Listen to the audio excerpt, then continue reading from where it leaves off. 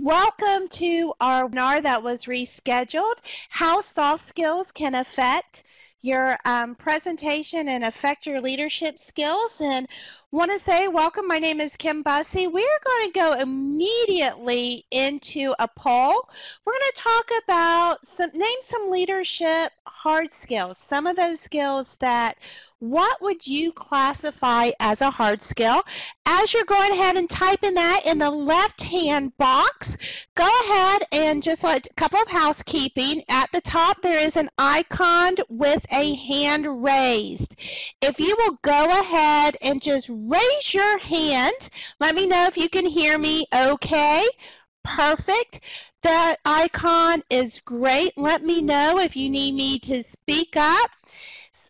Speak a little softer, slow down, go a little faster, and always laughter and applause is welcome.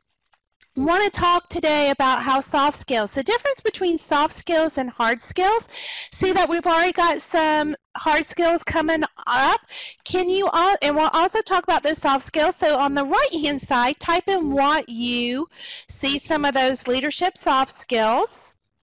And then what you think is the most critical to leader success. So some of the leadership hard skills that we have popping up. So Sharon says knowledge, and Christine agrees with that, with knowledge and experience. Technical skill, we see some knowledge coming on. For soft skills, we see respect, listening, motivating, communication, empathy, compassion. I see some very different things coming up with that. And I'm seeing like, oh, there's a good balance of about 88% for what's critical to leader success. Is it both hard or soft skills?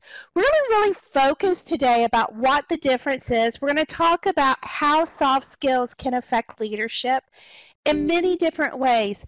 The first way is how it can affect you as a leader in your leadership soft skills.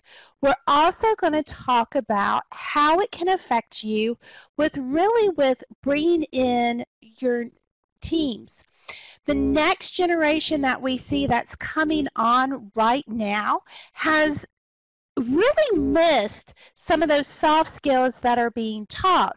We're going to talk about what that looks like. We're going to talk about how as a leader you can teach it and the importance of soft skills. It is crazy to me how often we see that soft skills and hard skills are intertwined. And as we talk today, I really want you to focus on for yourself how you see skills and how they are developed, and then also think about your soft skills and how those are developing with you as well. Hard skills, for our definition, we're going to talk about those technical things.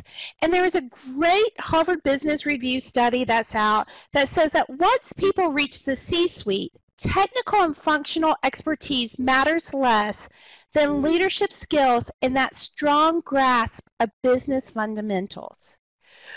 We're going to talk today about that difference. And as always, we will have a Q&A time, but anytime during the conversation, please share any comments or questions that you have. We'll answer as we go along.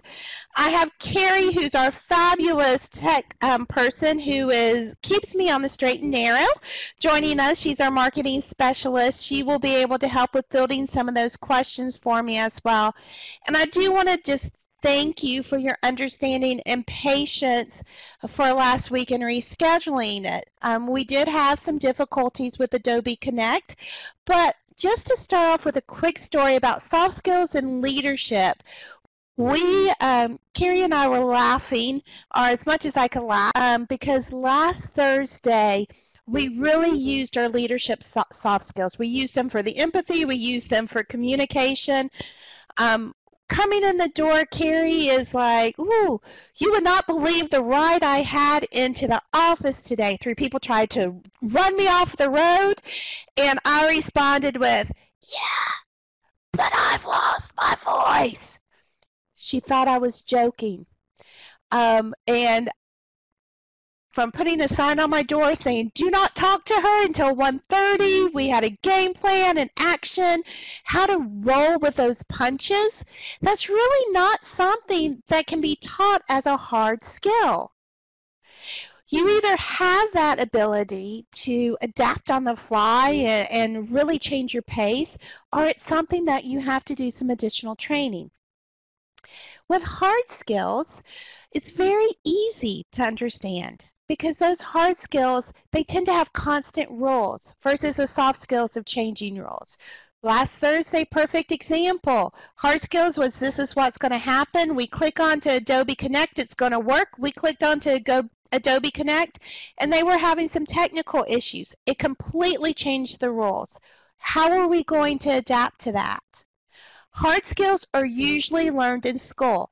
Think technical skills. Soft skills are learned through trial and error. And how many of you are like me that sometimes I look back and go, whew, I really wish I did not have to go through that trial. But more importantly to me, hard skills manages people, whereas soft skills lead people. But it's a balancing act to know when it's appropriate to use your soft skills, when is it appropriate to use hard skills, because as a leader it is very difficult for us. We have to keep in mind not only the people, but the bottom line. We have to understand where we're going, and truly when you ask soft skills, real quick, I'm going to do a poll. When you hear soft skills, what do you think of? Well, I know we got communication and empathy, but it's so much more than that. It includes different time management, it includes how to shake hands, some of those skills that aren't taught in today's public schools. So where do we go from there? And how do you use that as a leader? For today's webinar, we're really going to define soft skills as those personalities, traits, and abilities that can be practiced, such as leadership, empathy, communication, and sociability. And whether you are just starting out and you need those soft skills stat, or maybe you're that soft skill samurai and you've been in the leadership role, you're very self-aware, you understand the differences, this webinar is going to help you. Hopefully it's going to help you think a little bit differently, outside of the box.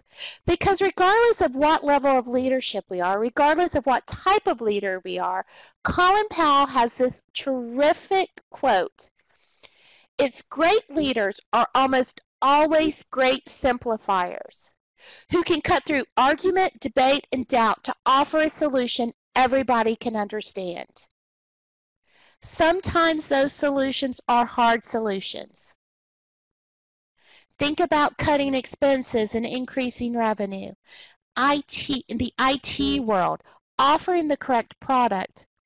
But sometimes that simplifier and that solution is a soft skill. Conflict resolution, time management, communication skills. And how each of us as leaders simplify, it's very different. And regardless of your natural personality traits, some soft skills come more naturally than others. Think about what are some of your top soft skills. Keep in mind that we're defining those as personality traits and abilities that can be practiced. Leadership, communication, and sociability.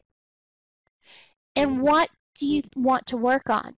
And maybe you're not quite there yet. You don't know. We're going to help you figure that out. We're going to talk about really 4 skills, the top soft skills that every type of leadership struggles with. Whether you are that first-time manager or you're been management for years. We're going to focus today on leadership, their communication, pace, and structure. Now within each of these 4 top soft skills, there's a multitude of subcategories. Leadership, think coaching and mentoring, conflict resolution, taking risk. For communication, some of those soft skills are interviewing, making presentations, listening not only to clients, but to your employees. Maybe that soft skill category that you want to focus on is your pace. How quickly, what's your goal setting? What are your time managements? How do you introduce change? Maybe change is a dirty 4-letter word to you. Maybe it's something that, hey, I love change. Keeps me busy, keeps people on our toes. And we're going to focus on structure, and some of those subsets within structure is strategy planning, delegation, innovation. These are just a few of those subsets. I was recently reading an article, and they took 87 of the top soft skills needed. I will tell you, if I looked at that list of 87 and I'm trying to rate myself and I'm thinking I am woefully underutilized. I thought I was pretty good with my soft skills, but obviously not. By focusing on these 4, we're going to talk about some of the challenges, some of the strengths, how you can lead into that transaction. We're going to do some quick soft skill assessments so you can find out where you are within those categories. And we're going to talk about some of those next steps. Keep in mind that the webinar is recorded, so if you don't follow us on LinkedIn, Twitter, or Facebook, join us, follow us. Also, a copy of this presentation is going to be available at download at the end of the presentation. So if you are frantically taking notes, you can go ahead and stop. I want you to be interactive and listening, participating. And if you do, you're going to see a very special announcement at the end. So let's do a leadership discussion real quick. So for those of you that don't know, this is the late Steve Jobs. He headed up Apple, started it, was a leader for many, many years. Think about what you know about Steve Jobs. And as you think about that, go ahead. We're going to name a few of Steve Jobs' great leadership traits in that upper box. And then go ahead and list some of Steve Jobs' bad leadership traits. You can pick either one. So Darla, great for jumping in there. Innovative. I see people writing. He was very streamlined with his uniform, black turtleneck, jeans. Visionary. Terry saying he's a visionary. What else do we see? He led Apple into generations, started it without a college education. I don't know if many people know that. So when you look at him on the technical side, on the hard skill side, he didn't have the technical knowledge. Christine, he challenged his staff to think differently. Absolutely. He held people accountable. Now, some of those bad leadership traits, he was ruthless. No people skills, lacked people skills. Absolutely. In the early 80s, he started Apple, and in the early 80s, he had brought in a CEO. He was so hated that they fired him from his own company. Absolutely, Carrie. He was known as a bully. He would come in and tell people that their work was garbage, keeping it PG rated. And yet, according to Glassdoor, he had a 97% approval rating by Apple. How can someone have such great leadership skills and bad leadership traits turn out to be one of the most innovative leaders in the world? If you mention Steve Jobs, everybody is going to have a fundamental knowledge of who he is. But in interviews that he gave, he said that when he came back, he exercised some soft skills, and that he focused on the products, the forward-looking stuff. He classified that as human resources, hiring the very best. He said A players hired A or A+ players. B players hired C- players. He was great about building a culture of bringing the top 100 employees, and they weren't necessarily those high-level senior executive leadership employees, on a retreat once a year. He was also infamous about if you weren't in that inner circle, you were dead to him. But when he came back, he stated in interviews, he learned something very valuable. He learned that he focused on those skills that he was best at. Think about it, the forward-looking technology.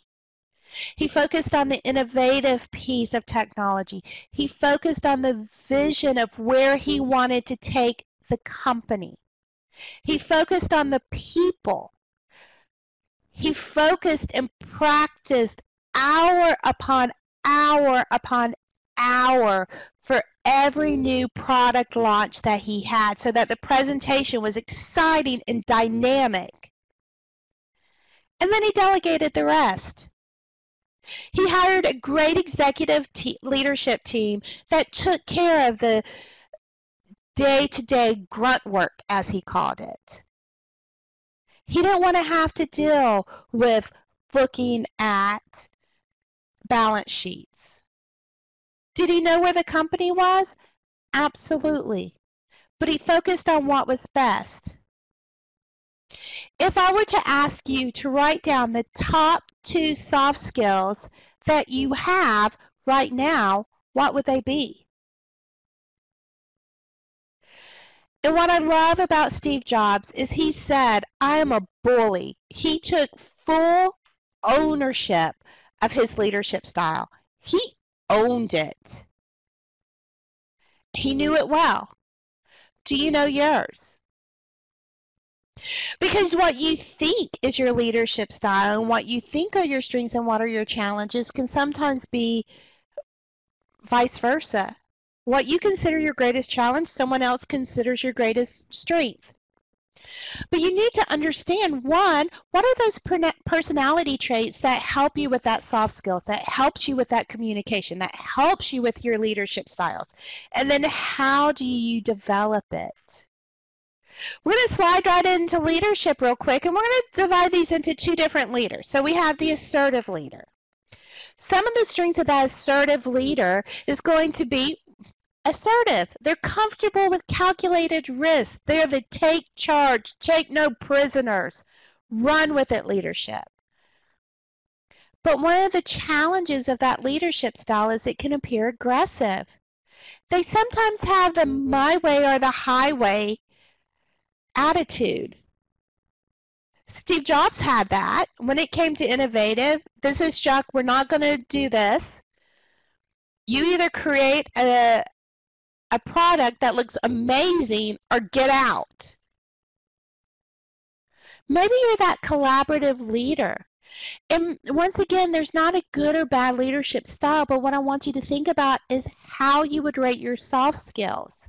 Because an assertive leader isn't going to have to worry about being assertive and handling conflict. What they're going to have to, soft skill that they're going to have to work on is that collaboration. Whereas for a collaborative leader, their strengths are collaboration. They slowly expand those comfort zones. They bring those people along as a team. But their challenge is conflict resolution. The collaborative leader adopts more of a, let's see if it works itself out. And then sometimes it can build and build and build and build, and all of a sudden all these little things that haven't worked themselves out erupts into this giant volcano and takes out not only the leader but everybody else. Because they don't want to quickly address personnel challenges. They want to see if I want to be the coach. Y'all work it out. As a leader, sometimes you have to be a part of it. Real quick, let's take a quick poll. So the answer to all 4 of these questions are either always, almost always, sometimes, rarely, or never. So question 1 is, once I have a goal, I'm going to reach it no matter what it takes. Number 2 is, I try to avoid people who have strong opinions. They just kind of scare me a little bit. Maybe it's, I find it difficult to say no. And then the 4th one is, I love the challenge of leading difficult people. And if this is your first time joining us, I always like to say what's said on the webinar stays on the webinars. Nobody sees anybody else's name. So type, be honest, share best practices. But this is more for you to really think about, what are these soft skills?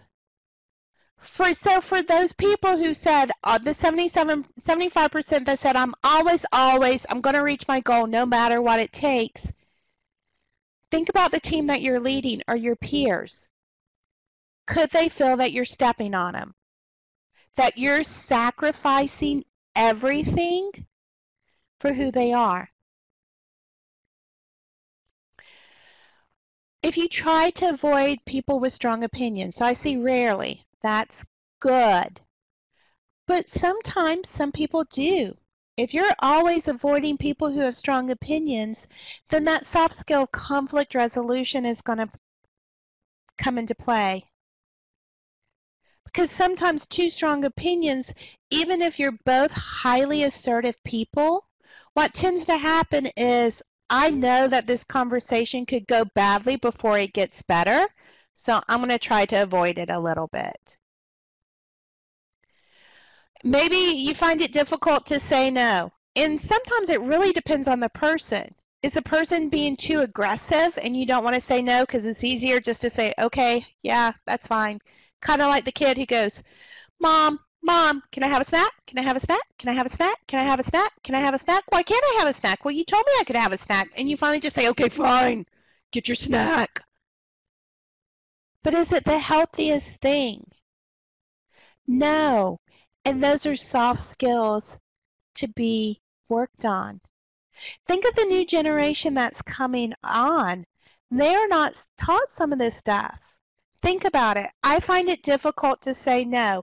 If you come from the millennials or a generation that relies heavily on technology, we're going to text back and forth. So if someone comes and stands in front of me or calls me on the phone and I verbally have to say no, I may not be as bold in verbal communication as I am in written communication because I don't have that computer barrier. And we've got about a 50% split, 46% say, I love the challenge of leading difficult people. Now you can define what difficult means to you. Maybe it's like herding cats. Before I can finish giving directions, they're all going in other directions and I have to kind of pull them back in. Okay, let me bring you back in. I'm not done delegating. Maybe it's because they have such strong opinions that they're just going to do whatever they want to do and deal with the consequences later. All of those are soft skills that can be taught. But once again, it's which soft skill do you need? Is it time management? Is it conflict resolution? Is it communication? If you're leading through transition, there's been some changes. You lead is going to be a little bit different. So if you find that you're a little bit more of that assertive leader, more of that take charge, what you may need to do is allow your team members to speak first. Set realistic timeframes. And what I mean by allowing them to speak first and setting those realistic timeframes is that assertive leaders, hey, I've got a goal, we're going to go for it. If you allow your team members to speak first, they can speak about their cautions, and sometimes they have better ideas than you do. I know I find that a lot. Setting those realistic timeframes. Am I taking someone too far out of their comfort zone too quickly? You want to create an environment where questions are welcome. Remember, as an assertive leader, one of the things you may struggle with is being so assertive you're aggressive. I can't ask him any questions because she'll bite my head off because it's my way or the highway. And sometimes you do have to take a step back and allow your team to work through that conflict before stepping in, giving your team and your peers those opportunities to work things out. If you're that collaborative leader, it's going to be a little bit different. You find yourself more as that coach. So make sure you're setting the direction of the team. Keeping that goal as the top priority.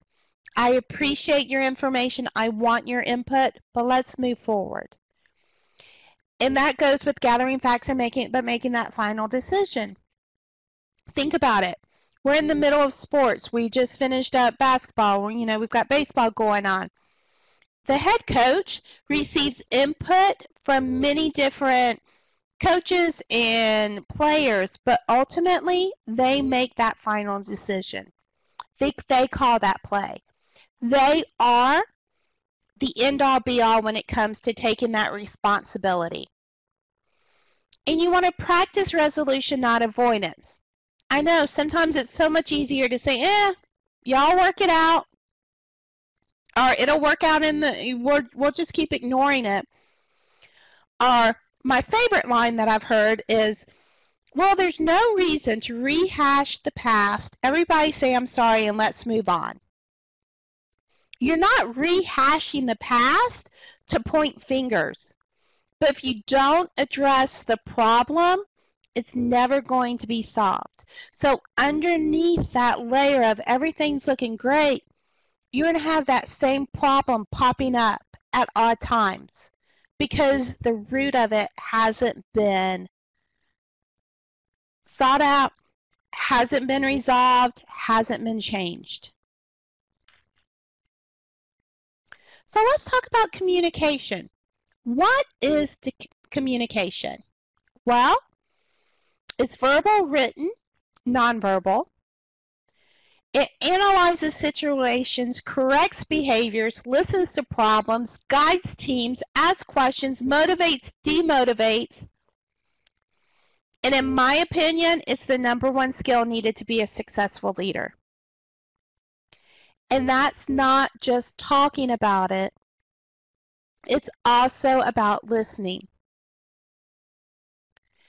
Take a moment, think about your communication style. Are you a listener? Or are you more of that talker?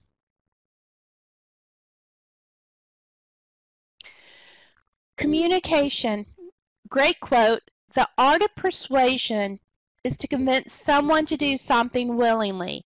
It's even better if they don't realize they're being persuaded. Think back to the Colin Powell quote. Great leaders are almost always great simplifiers who can cut through argument, debate, and doubt to offer a solution everyone can understand. If you're listening and taking notes and understanding, you're going to be able to hear everybody's opinion and cut through to the heart of the matter. If you're a talker, you're going to get them motivated. You're going to get them persuaded. You're going to make them happy and want to be a part of the solution. And Carrie, you're right. We have a lot of listeners today, no talkers. Remember, share any comments that you have with us. Maybe you're that relational communicator. Maybe you're an analytical communicator, but I'm going to make you interact with us real quick. So quick poll. Think about yourself. Remember, honest, open, and real. You express your opinions honestly, openly, and appropriately. Once again, almost always, always, sometimes, rarely, or never.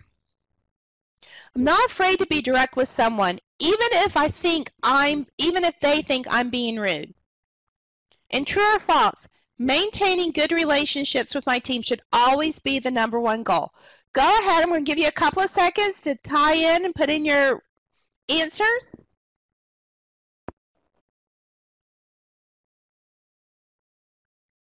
And we seem to, I'll go with, we'll start with the true or false. We seem to have some other answers coming in. About 80% of you think that maintaining good relationships with your team should always be the #1 goal. But what if that relationship interferes with the bottom line?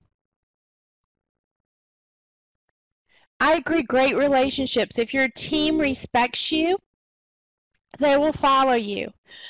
John Maxwell has a great book, The 5 Levels of Leadership, and it talks about that first level being positional. We've talked about that in a previous webinar. And then the next level is that relational leadership level. Well, people follow you because they want to follow you. But sometimes you have to sacrifice a relationship.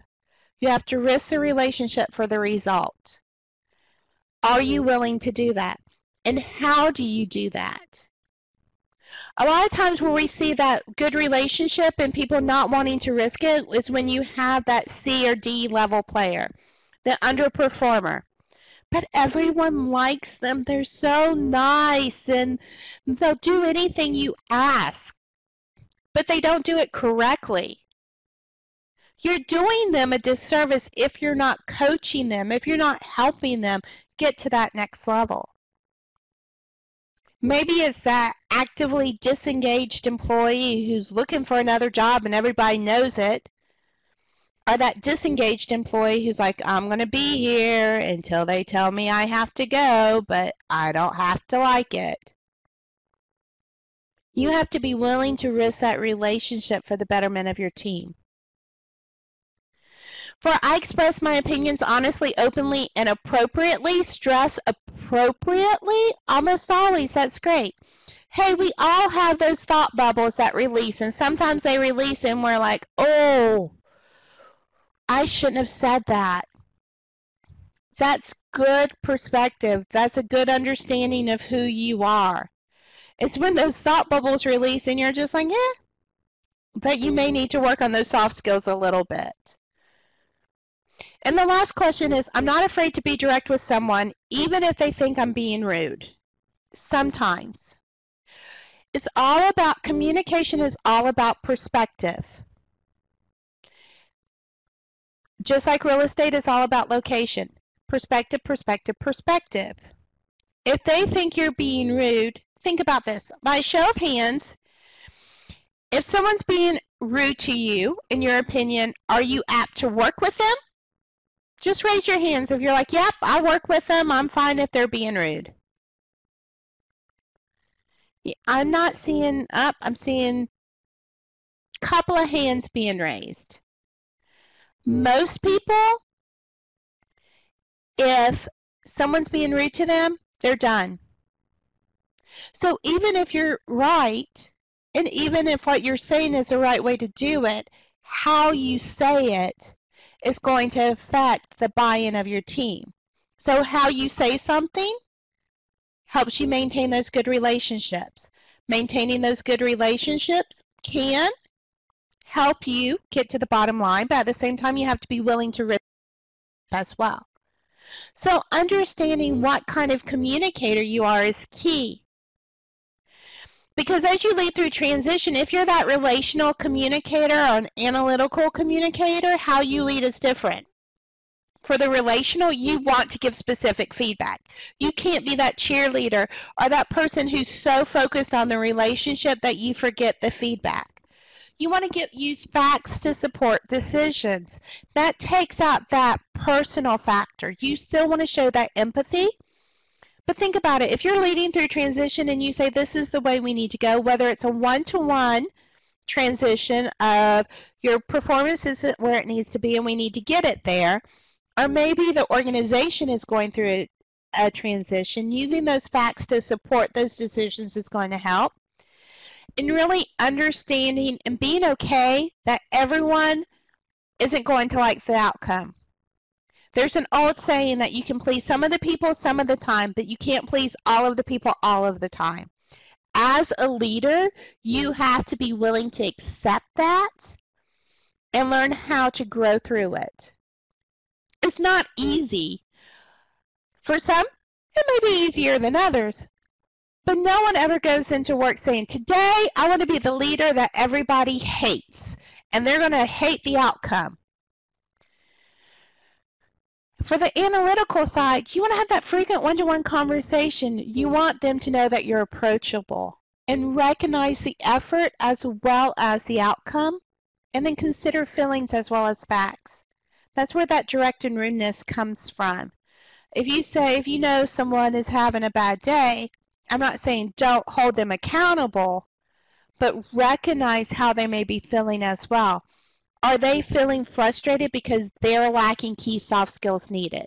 Now, I've got a question in that says about when people are being rude, there's an attempt to cultivate a positive environment and keep a no complaining focus, but people being rude interfere. Ignoring it seems to make it less, but as a leader, how do you take charge to stop it? Well, I will tell you right now that ignoring a problem, usually doesn't make it go away. What it may do is make it go underground and pop up. Positivity and the no complaining, why are they complaining? Is it complaining about a process? I know with me, I used to have some complainers, and so I implemented a process to say, if you have I want your feedback. If you disagree with something, great, bring it to me. But if you bring something that you disagree with, you have to bring a possible solution. We're not just going to complain about it, but bring me a solution. I can't guarantee that I'll take the solution, but it stopped those people who were trying to be complainers going, oh, well, I can't just go and complain because they want to hear solutions. I don't have a solution, so I guess I'll just have to keep quiet about it. If it's someone who's negative throughout, talk to them one-on-one about what's going on, how are things happening, where can we go from there. It could be that they're unhappy with their job or unhappy with one small piece, that when you really dive deep into it and uncover those reasons, that rudeness will go away. And also, what qualifies as rudeness? Is it direct, concise conversation? Maybe it's how they say something. Great example, I have a coworker who asked our receptionist to put together some packets, realized that she had made a mistake on one of the papers, went to the receptionist and said, hey, how far along on those packets are you? What she meant and how it sounded in her head was, how far along are those packets are you? Because if you've done them all, I'll replace that one paper that has an error on it. How it came out with is, why haven't you gotten it done already? She had to stop and think, okay, how did that sound?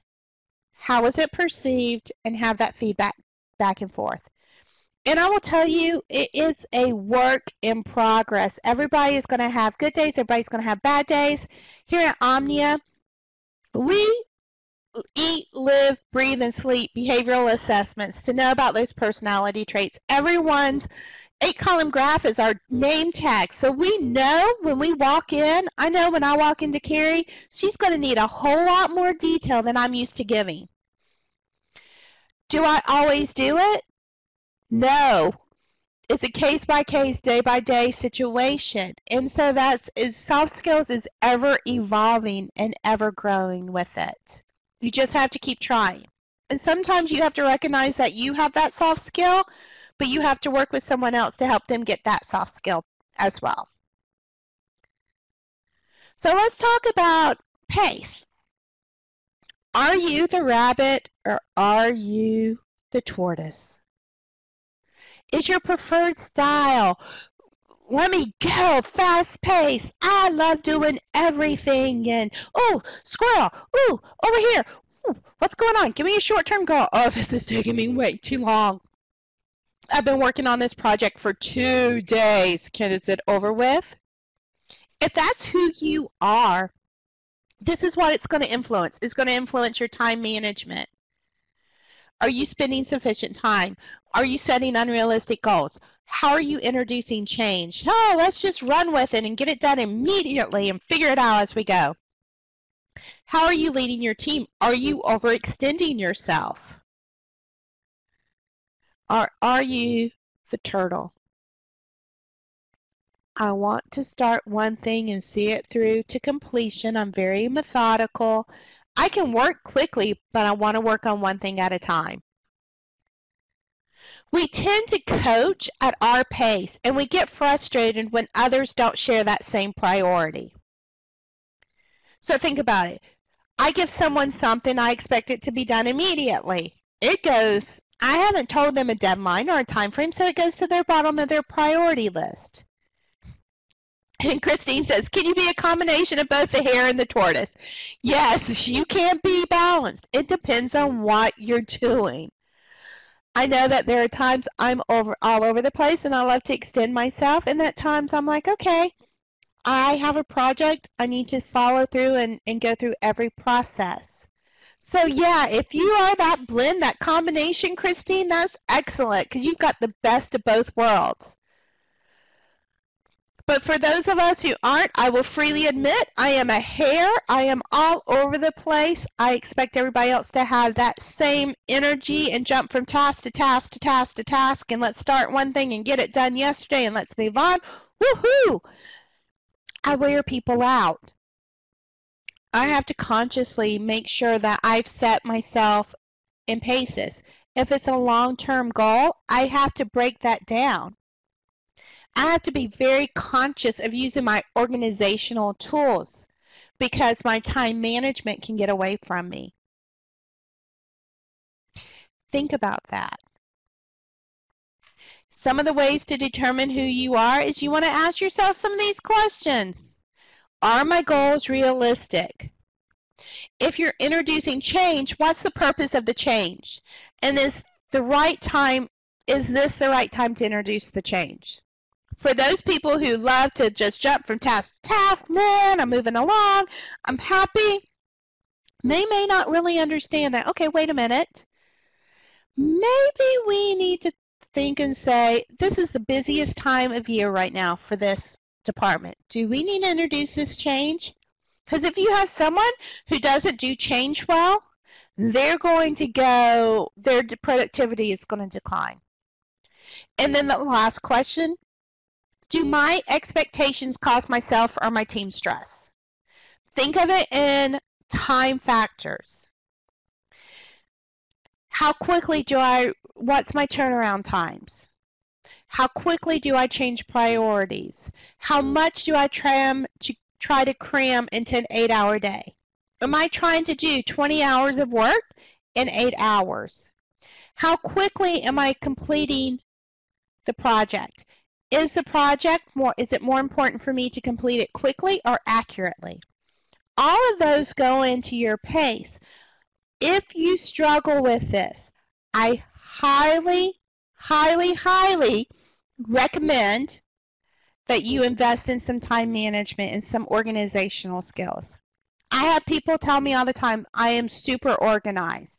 And inside, I'm laughing. If you only knew. I'm not an organized person, but I learned a long time ago that for me to stay on task, for me to get things done completely, for me not to forget tasks, that I needed to stay organized. I had to use my calendar. I had to use my customer tracking systems. If not, I would lose things. I have to file things immediately because if not, I have a stack of paper that grows on my desk until it's taller than I am. Not that I'm very tall, I'm only 5'4", but still, it can get pretty high. Once you know that about your time management, then think about what kind of structure do you enjoy. And remember what we talked about with structure. Some of those skills, those soft skills that fall underneath that structure is your strategic planning. How do you delegate? What's your innovative level?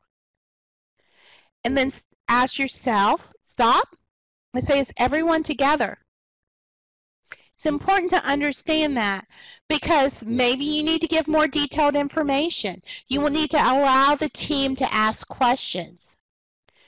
Delegate appropriately. And I want to touch base on this one because a lot of times I have people who say, oh, I delegated a task to Carrie 3 years ago and she made a mistake, and how am I supposed to trust her again? I know I can trust Amber, so I'm just going to give it to Amber because she can do it.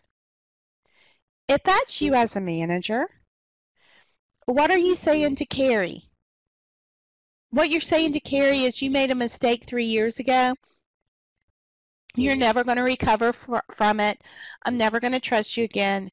You might as well just quit trying. What you're telling Amber is, man, you do a really great job, so I'm going to dump everything on you. And I'm going to overload you because I know you'll do whatever it takes to get the job done. Or maybe your delegation style is delegate, smelligate. I know I can do it right. I know I can do it fast. By the time I tell you how to do it, I'll already have it done, so I'll just do it myself. Well, that just leaves you to overextending yourself. So you need to work on how to delegate, how to set those guidelines, how to understand that mistakes will happen, and that's okay. Let's create a safe environment for our employees to make that mistake and then teach them. But maybe you're on the other end of that structure and you're like, yeah, I delegated it, there, get the job done. And at the end of the project, you're like, why didn't you get this job done? You missed these details. Well, you've got to trust but verify. For my banking career, this is one of the phrases I loved, I've taken with me. Trust but verify. You've got to check in. Be that resource. Ask those questions. Make sure that you're still giving that guidance.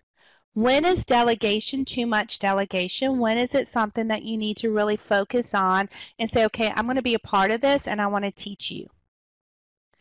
Once again, can't stress enough, understand that mistakes happen. A lot of times people say, well, there was a mistake made. I thought they had the knowledge. I thought they had the hard skills for it. They still made a mistake. That's okay. Is it the same mistake that's happening? Rick Warren of Saddleback Church, who's a leader, stated that I tell my staff to make a new mistake every week. Just don't make the same mistake twice. As someone grows, as someone learns, as they understand with their soft skills, as they measure, where am I with that? How are we going to go from it? How you teach them, how you recognize. Because the final thought I want to leave you with is this. If A through Z equals 1 through 26, the knowledge equals 96%. Hard work equals 98%. I think we would all agree both are important, but they fall just short of 100%. But attitude, and with attitude is where you find a lot of those soft skills, equals 100%. And I want to sit here for just a moment as you think about that. Go ahead and type in some questions, but I want to address the new generation that's coming up. With this new generation that is coming up, the millennials, very tech savvy, they have a lot of the knowledge, especially if they're going into a technical field. They understand how to work the computers. They're great with social media. Many of them I'm passionate. I want to work hard. I'm willing to work hard. I'm willing to learn. The piece that they're missing, though, is those soft skills. I'm going to probably tell my age on myself for a little bit, but when I was growing up, when I was in high school, there was actually a class that taught us, and my parents taught me what to wear to an interview, how to shake hands, how, put your cell phone away, follow up with conversations, how to shake hands, how to look people in the eye, how to discuss time management, to realize that as I'm driving, if I'm supposed to be somewhere at 1 o'clock, that doesn't mean I need to leave at 12:50 because I didn't factor in drive time. And what we tend to hear at Omnia is that a lot of the new workforce is struggling with this. As a leader, as a manager, as a possible hiring manager, what you want to need to ask yourself is, A, is this someone I can coach? And B, do I have the time to it? Look and see if they have those natural behavioral traits along with that knowledge, and then what soft skills training can you give? Knowledge and hard work and skills are important, and they are necessary to be successful. But attitude and those soft skills, that leads to an amazing leadership style. We're going to go ahead and take some questions. If you've got any questions, go ahead and share them in the comments box. Type away. As you're doing this, very, very happy to introduce, drum roll, we have a new part of our Omnia lineup. In addition to our online training department, we have now introduced the cognitive report. what that cognitive report does is that general mental ability. It talks about, do they have the hard skills, the verbal and quantitative skills to go along with those soft skills. Email's going out, but because you are here, you get a little bit of a sneak preview. And in closing, as we talk about some of those questions that are coming up, I do want to say that one question I'm typically asked is, how important is soft skills? How do I learn and assess what soft skills I need? Well, we do have a soft skills self-assessment that you can download. It's up here in the takeaways. Go ahead and click it, download it, assess yourself. If you get less than 25, let's just say you need some soft skills stat. If it's something that you score 100, then you're that soft skills samurai, but you still want to look and invest. It's broken down by those 4 categories that we talked about as well, where it talks about leadership, communication, structure, pace, so you can really hone in on what those soft skills training are. Another question I'm typically asked is, how do I get soft skills? Where do I go? There's a wonderful array of online training, such as Omnia's online training department, Excel.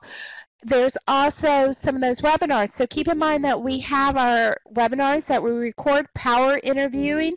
I would also suggest that you find a mentor, someone that you trust that can help you assess where you need to be. While we're doing that, go ahead. I want to talk about those takeaways that you can download. We have some behavioral interview questions that will help you really dive deeper into those soft skills. The leadership report sample, and then the download of our presentation. Also, for attending, everyone here gets $10 off of our personal growth for managers soft skills course. It is available through our online training. There's a promo code. And very excited to introduce that we have upcoming webinars in June. It's going to be a 4-week series. It is going to talk about negativity and conflict resolution in the workplace. So if you take that soft skills assessment, you're like, I need to work on this a little bit, go ahead, sign up for our June webinar series. And I know that we are running close on time. We're going to leave this up. If there's not any final questions, which we are not seeing any, I just want to thank you once again on behalf of myself and Carrie for coming back the following week for this. And if there's anything that we can do to help, please feel free to contact me. My email address is up there. And I hope you have a wonderful, wonderful day.